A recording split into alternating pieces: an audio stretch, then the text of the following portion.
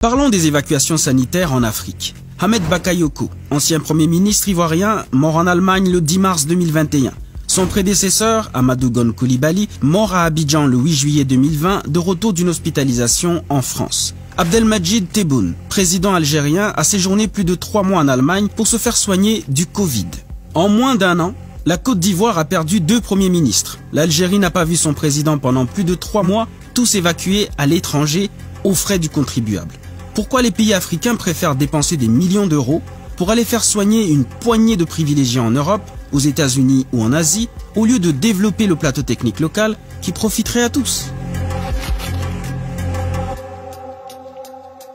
L'évacuation et la mort de 2 premiers ministres ivoiriens en l'espace de 8 mois remet sur le tapis ce que le sociologue Lamine Diédhiou appelle un scandale politique en Afrique. Je ne peux pas comprendre pourquoi 60 ans après les indépendances en Afrique, une petite poignée de gens, l'élite au sommet du sommet, se tapent le privilège sans aucune forme de conscience pour puiser dans les caisses du trésor public des États africains puis aller se soigner grassement dans les meilleurs hôpitaux du monde. Pendant ce temps, nos hôpitaux publics en Afrique sont abandonnés à leur propre sort. En 2019, ce chercheur a tiré déjà l'attention sur cette pratique au Sénégal. Il publie alors un article intitulé « Évacuation sanitaire en Afrique, une médecine au service des riches ». Pour que j'écrive un article de ce genre, j'en avais plein le cœur de voir combien nos pays dépensent en matière de santé pour évacuer leurs malades. Pour comprendre pourquoi Lamine Diédhiou en avait plein le cœur, il faut d'abord examiner les charges qui participent au calcul des frais que coûte l'évacuation sanitaire d'un patient au Sénégal. Il y a des frais d'étude préalable du dossier médical pour établissement d'une facture pro forma. Vous avez aussi les prestations accompagnement médical du patient, c'est-à-dire la location d'avion qui, elle seule, pour la Tunisie, coûte 30 millions de francs CFA. La civière aussi est louée. Assistance à l'accomplissement des formalités d'entraide et de sortie dans les pays d'évacuation. Accueil aux frontières. Transfert de l'aéroport jusqu'au centre d'hébergement le premier jour. Transport durant le séjour. Service per diem et tranche de nourriture. Hébergement ou assistance à l'hébergement. Assistance de base aux accompagnateurs. Souvent c'est la famille, le médecin parfois voyage pour accompagner les patients. Payé aux frais du contribuable. Ce qui s'assimile à du tourisme médical selon le journaliste Alain Foka. Mais ce n'est pas tout. Vous avez l'accompagnement du patient chez les spécialistes en structure sanitaire de diagnostic et de traitement. Vous avez l'assistance juridique en cas de litige de toutes sortes. Vous avez l'avant-dernier élément, production de rapports médicaux, formalité en cas de mort. Et tout ceci se passe dans l'opacité, comme le déplorait le site sénégalais Enquête Plus en 2016. Entre les passe-droits offerts aux uns et aux autres, les petites magouilles dont profitent certains et le laxisme qui prévaut à plusieurs niveaux de responsabilité, le trésor public en vient à supporter des charges qu'il n'aurait jamais dû supporter. Tout se fait dans l'omerta. Aucune statistique. Les rares statistiques dont on dispose, ce sont des statistiques de gens qui les font fuiter parfois dans des institutions privées, dans des institutions publiques. Et souvent, la facture est salée. 4,7 milliards au total pour environ 180 millions par patient. 3 000 à 4 000 euros par jour. S'il s'agit d'une autorité importante, cette somme est doublée et on peut atteindre 24 milliards. Cette somme est beaucoup plus élevée en Côte d'Ivoire. Selon les chiffres des professionnels du secteur, chaque année, les évacuations sanitaires coûtent 50 milliards de francs CFA.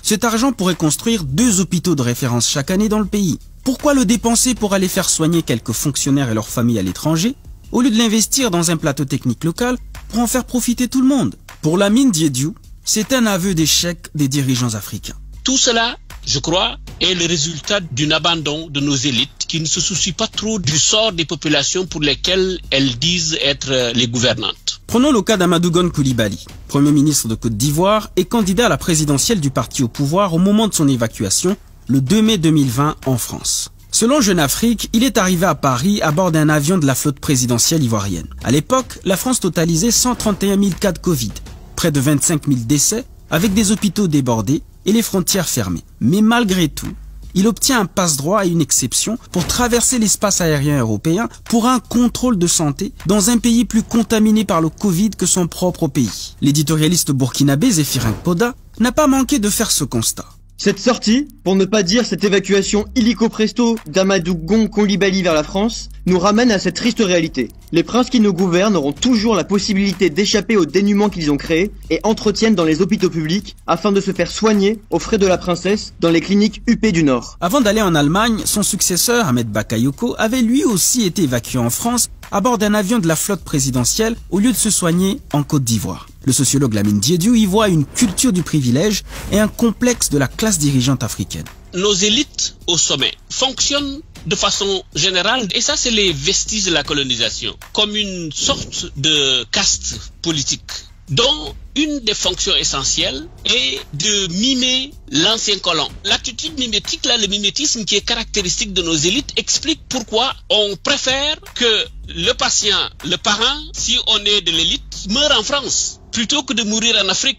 Pour le chercheur, il faut casser ce complexe. C'est un véritable combat que nous devons mener ensemble, c'est ma conviction. Et ce combat-là, c'est le combat de tout le monde. Tous ceux qui sont soucieux du progrès de l'Afrique, ils doivent s'impliquer pour dénoncer cette situation et contraindre nos chefs d'État à construire des hôpitaux qui permettent, n'est-ce pas, de soigner sur place les malades qu'on évacue en France, pour lesquels on gaspille beaucoup d'argent du trésor public. C'est exactement ce que tente de faire le Niger. Le pays dépense chaque année plus de 5 milliards de francs CFA pour faire soigner des officiels en Europe, en Tunisie ou au Maroc.